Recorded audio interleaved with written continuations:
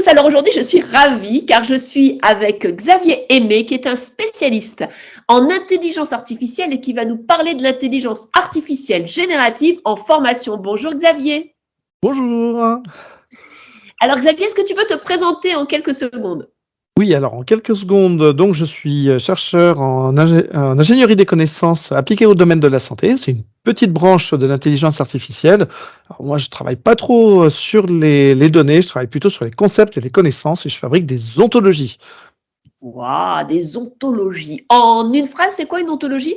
Allez, on va dire que c'est une grosse base de connaissances sémantiques. Ah, une grosse base de connaissances sémantiques. Et alors, pour vraiment les non-initiés, c'est quoi une base de connaissances sémantiques? Eh bien, on va dire qu'on prend une base de données, sauf qu'au lieu d'avoir des données, on a des concepts. Et des concepts qui sont liés par des relations, c'est en gros le gros knowledge graph que manipule Google, si on devait prendre un exemple. Voilà. Waouh! Bon, alors, attachez vos ceintures. Première question avec Xavier.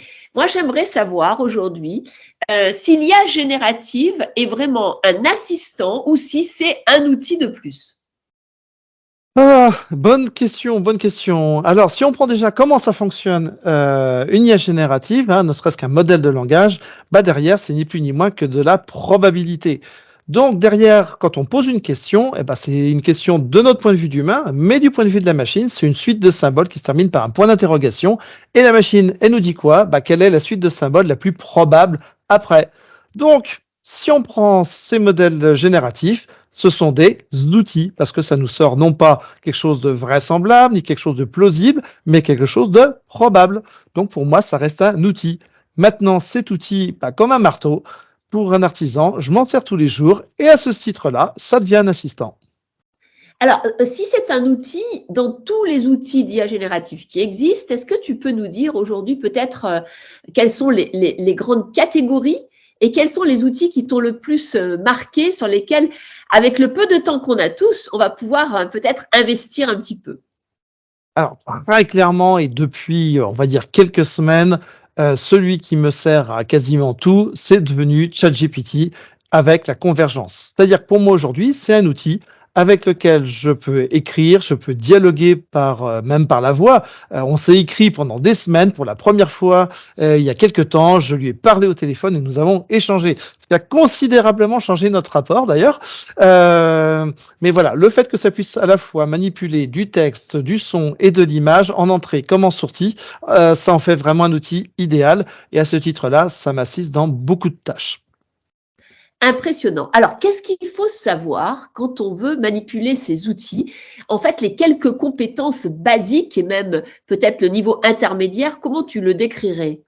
Le tout premier niveau, mais comme quand on dialogue avec, n'importe qui en fait, hein, c'est de savoir, bah, s'exprimer, hein. Ça paraît tout bête, mais quand on a quelque chose à demander, que ce soit à un être humain, un collègue, un consultant, bah, il faut savoir ce que l'on veut et ça, c'est quelque chose pour moi qui est primordial aujourd'hui quand on utilise une IA générative. Il faut d'abord savoir ce que l'on veut et puis il faut savoir aussi ce qu'elle sait. C'est-à-dire qu'au départ, bah, cet outil, il ne sait rien de nous.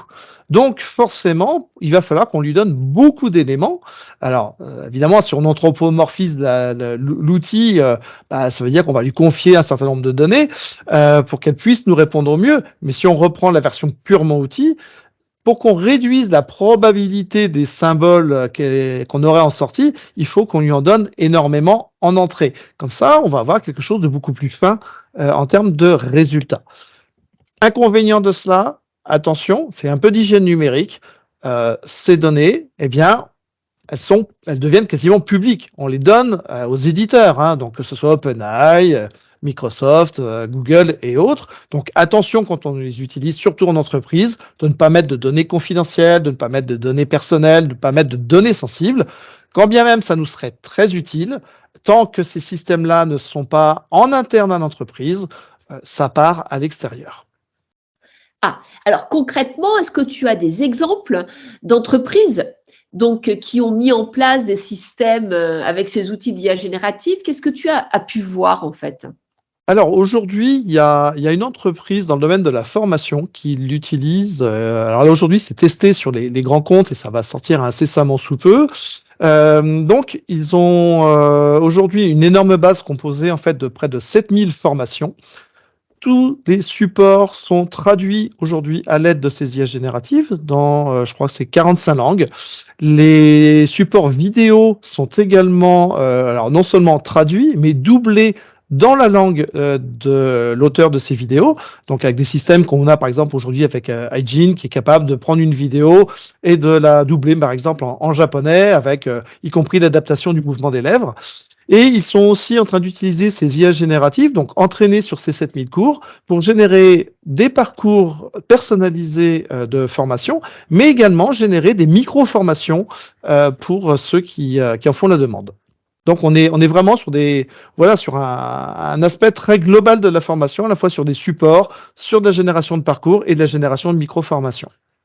Wow, donc c'est impressionnant, c'est-à-dire qu'en fait, on crée vraiment quelque chose de nouveau à partir de bases de données de cours qui existent déjà dans le panier.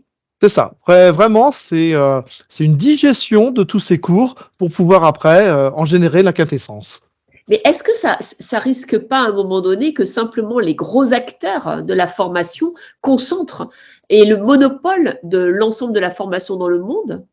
Alors déjà, le métier de formateur est appelé à évoluer, très clairement. Les IA génératives aujourd'hui sont en train de bouleverser ce domaine et aujourd'hui, très clairement, le métier de formateur eh bien, doit être reconsidéré. Chacun d'entre nous, comme formateur, d'ailleurs, se pose la question, se pose aussi la question de l'évaluation. Est-ce qu'on peut à nouveau évaluer un étudiant de la même manière, en sachant qu'il peut utiliser lui-même ces IA génératives? Comment on va devoir accompagner d'ailleurs les étudiants dans ce domaine? Et puis très clairement, bah, aujourd'hui, il y a, oui, en effet, un monopole, je dirais, des connaissances et toutes ces données-là par des acteurs, en effet, comme Google, Microsoft, et LinkedIn. Ne serait-ce que si on prend aujourd'hui LinkedIn, eh bien, on a à la fois un réseau social professionnel, un système d'open badge qui se met en place et qu'on peut obtenir avec des questionnaires qui sont très poussés, et également, eh bien, un système de formation. Donc, on a vraiment un microcosme qui est en train de se créer autour de ces outils, aussi avec une convergence à la fois de la formation, de la promotion et dans ces outils. Et là-dessus, oui, le monde va vraiment, vraiment bouger. Un immense merci Xavier pour ton témoignage et C'est ces moi. magnifiques exemples. Alors, il y a plein de choses à retenir, mais on retiendra au moins 3 idées.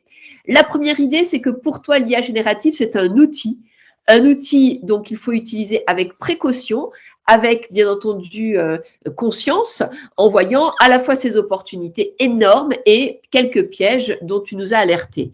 La deuxième idée, c'est de bien réfléchir aux compétences que les formateurs vont devoir bien acquérir, des compétences pour apprendre à prompter, converser avec la machine, des compétences pour apprendre à revoir en fait l'ensemble des tâches dans le système de la valeur et puis des compétences pour être un peu différent de toute la transformation qui se fait avec des grandes plateformes qui sont en train bien quelque part de se mettre au goût du jour avec l'IA générative.